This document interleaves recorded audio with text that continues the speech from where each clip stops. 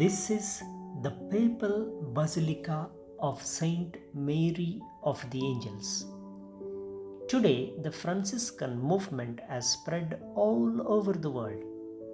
Friars Minor, Capuchins, Conventuals, TOR, Poor Clares, Youth Movement, and many other religious congregations are collectively called as Franciscans. The movement started by Saint Francis of Assisi in central Italy. Saint Francis was born in Assisi, and 4 kilometers away from Assisi there stands this basilica.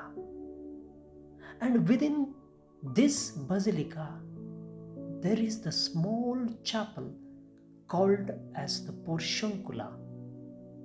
And here in this small place of Portiuncula, the Franciscan movement began. This chapel was belonging to the order of Saint Benedict of Monte Subasio. Around 1211, the small chapel was given to Francis by the abbot of Saint Benedict of Monte Subasio. Francis built himself a small hut near this chapel and then was soon joined by the others. Here he founded the Franciscans. On Palm Sunday 1211, Saint Francis received in this church Clare of Assisi and founded the second order of the Poor Clares. Since this chapel was dear to Francis, the first Franciscan convent was formed around this chapel by the erection of a small huts or cells of straw and mud. The general chapters, the annual meetings of the friars were held in this chapel.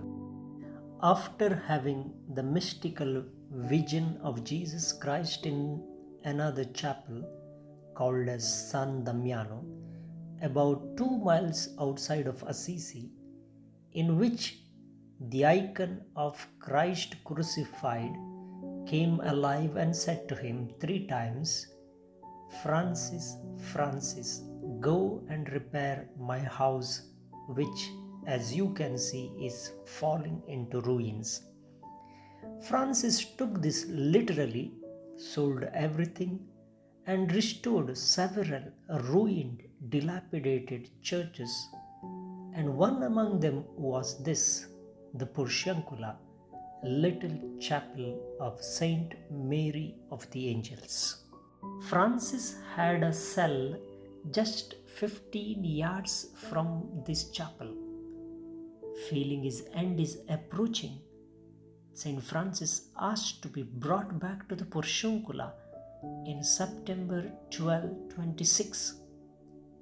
On his deathbed, Saint Francis recommended the chapel to the faithful protection of his brethren.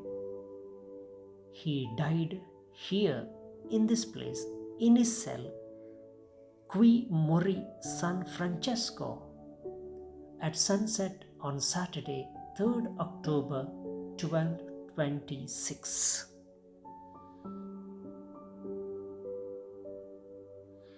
A little behind the sacristy is the spot where the saint during a temptation is said to have rolled in a briar bush in this place, which was then changed into thornless roses. During this same night, the saint received the Portiuncula indulgence